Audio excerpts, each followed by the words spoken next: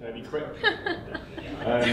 Yeah, we've got Joanna Coleman, Sarah Gold, Dina Gupta, and Ira Wolichewski, just to give their feelings about the conference and what will happen next in the future. So, how much will you pay us? Yeah. Per hour? Or? Yeah. Say nice things. So first of all, just what was the most kind of interesting thing or exciting thing that you saw at the conference? Or just tell us about something you happened at it. I'm still thinking. Yeah, you can. The best thing, as in all conferences, I think have to be the conversations that you have afterwards with people who have listened to your talk or been elsewhere. That's always the best part. And thank you to everyone for being so open that I've definitely spoken to, and present as well here. That's been really great, especially as it's, you know, end of the day on a Sunday. So that's been fantastic. Yeah, I want to say that I've heard some fantastically interesting rumours and gossip. Well done. So I think my dream with this conference was really to have conversations and to create like a community space where people, you know, discuss plans, ideas, projects, you know, challenge each other, learn from each other, and think about how do we, you know, what do we do? How do we make this a reality? How do we get mass adoption? How do we use learnings from other fields? And it's just kind of been really amazing that I think that's really happened. And it's not just people getting up and like promoting their stuff, but really engaging and coming together and supporting each other.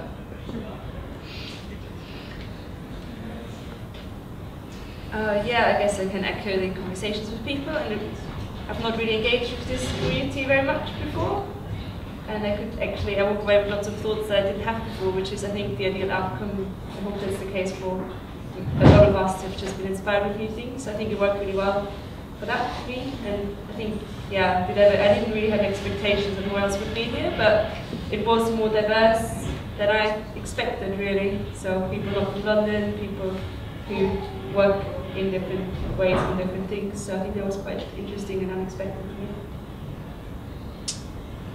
So I want to ask about the future, because obviously we're all about to go off to our own worlds. What kind of what thing would you like to see happen in the future, or do you think there will happen that is important, I think, like to either in the community or to make the things you want to happen happen? I can go first.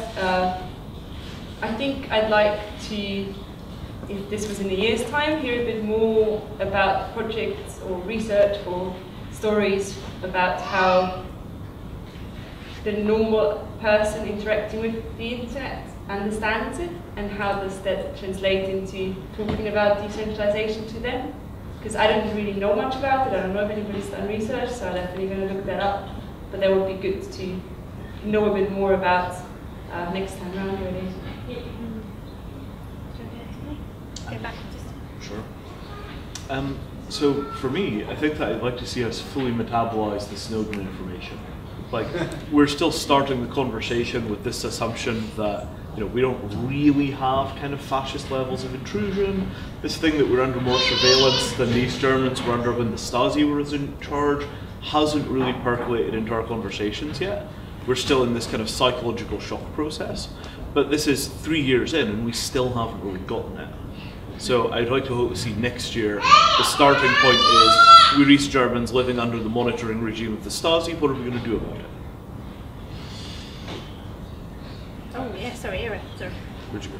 Oh, next. Right, sorry. So in terms of taking things forward, one of the things that in the last session we were talking about community write-up and really not losing all the different kind of conversations and learnings we've had. So the idea that we had was actually to create a page similar to this with all the different videos of the different sessions, and what we'd really love to do and put on there is kind of people's write-ups of sessions, conversations you've had, things that you're still, you know, questions you're wrestling with, what decentralization means, you know, what's the most important thing you've talked about or learned about, or, you know, how would you explain it to non-geeky people?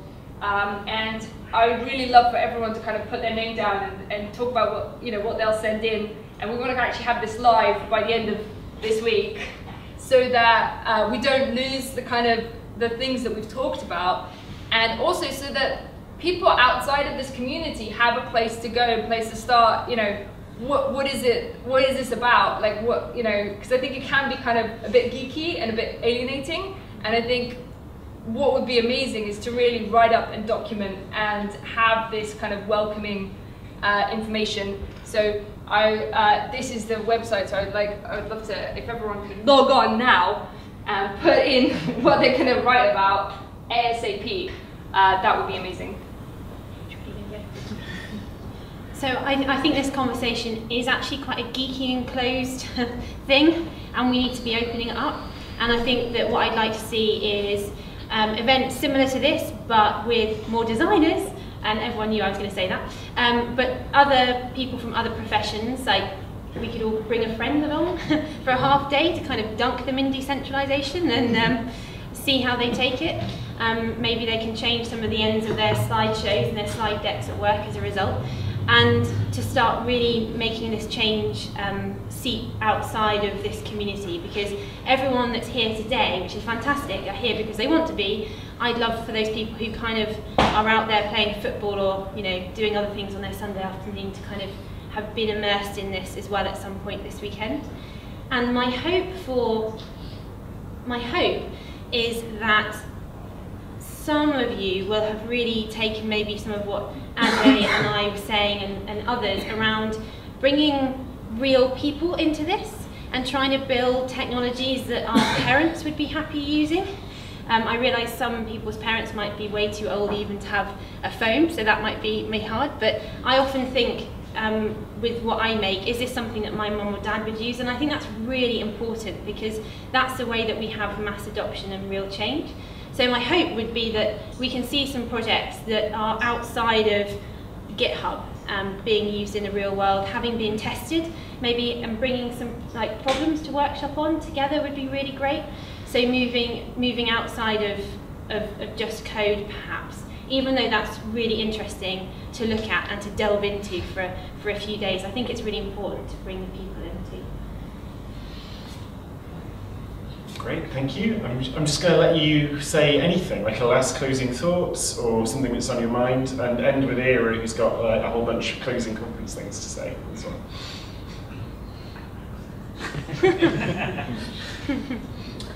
So I think that there's a real kind of theological problem at the bottom of what we're working on right now, which is, you know, we haven't gotten our heads around what the problem is. There is no clear problem statement.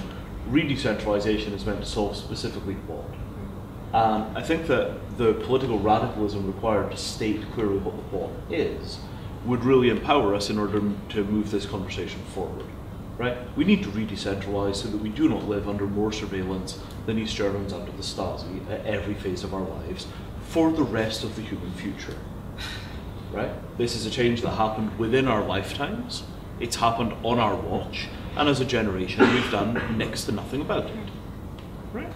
So, unless we make that fully explicit, I think it's going to be very hard to get any actual traction on these problems, because people come in with vague motivations and no particular sense of urgency. What's actually happening is that the freedom of the entire human race is evaporating right in front of you like water on a hot stove, and you're not doing anything about it. Right? So I'd like to see the next conference start with an absolute clarity about what the problem is, where it lives, who's responsible, and what we're doing, which is we're blinding the government so that it can no longer intrude into every corner of our affairs. And if the price for that is that a certain number of bad guys get away with murder, we have to be willing to live with that. And if that's not why we're here, what are we here for? So let's be explicit.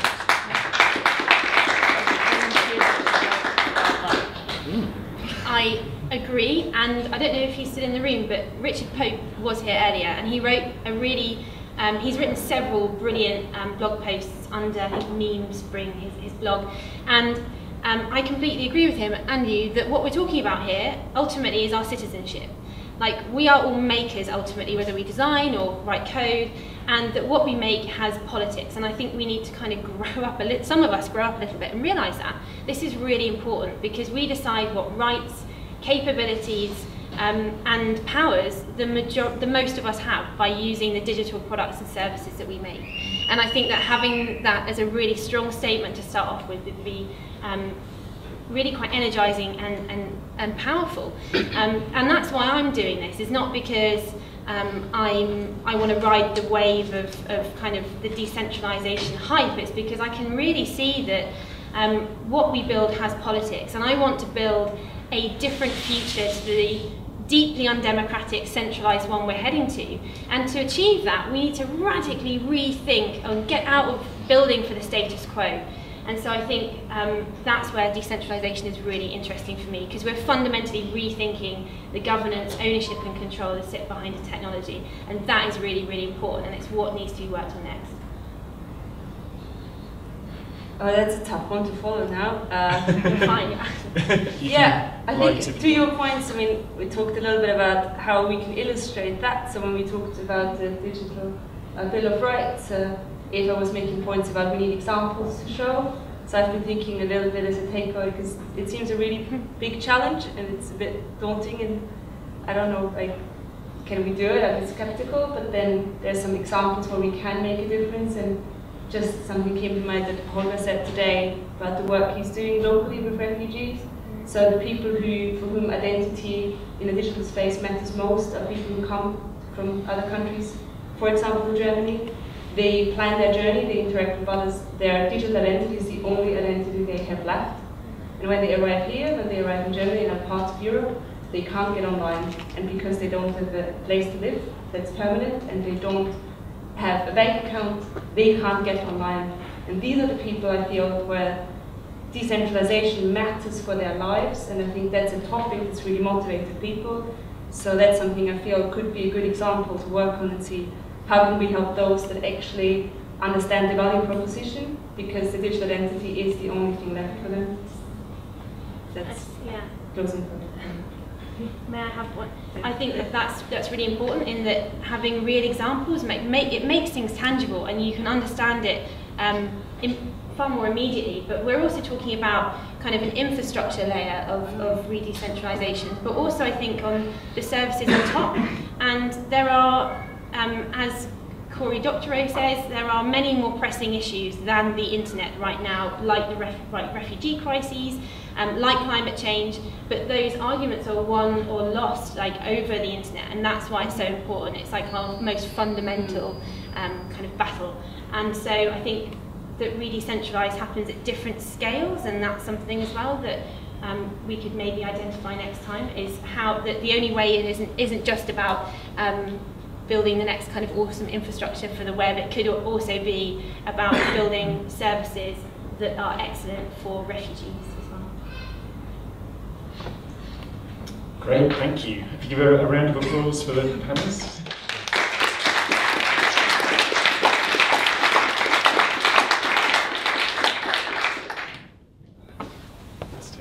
Oh, cool. Yeah, I just want to say, I think this has been really kind of an amazing weekend, and I'm just thrilled that you guys have all been here and have been contributing and been present and been making stuff happen. I really think it's like, let's make sure it doesn't get lost. Let's write it up. I don't know if we should do this again. You guys tell me, or volunteer to organize. Definitely not next weekend. But you know, I would love to see kind of meetups kind of everywhere around the world, and for us to really keep talking, keep evolving the conversation, keep bringing in new people, and yeah, add yourself there, write it up. We're going to make that live this week. And lastly, I just really want to thank all our sponsors, Floss UK, Ethereum, and ThoughtWorks. I really want to thank all the ThoughtWorks crew, Jimmy, Mark, Gigi.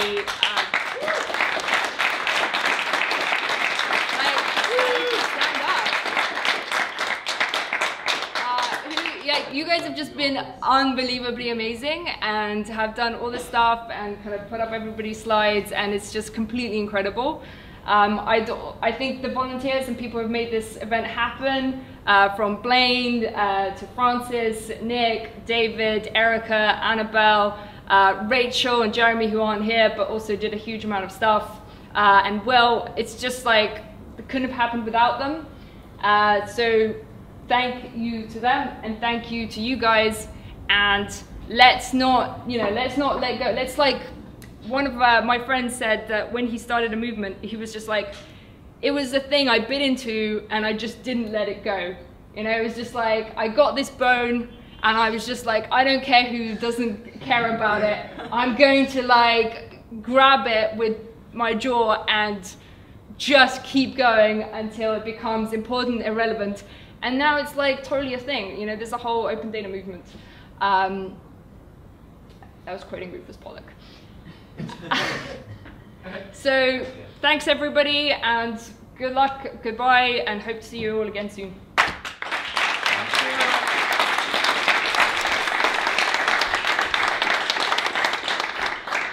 You missed thanking someone, obviously. I went on holiday at the beginning of September and there was no conference at all.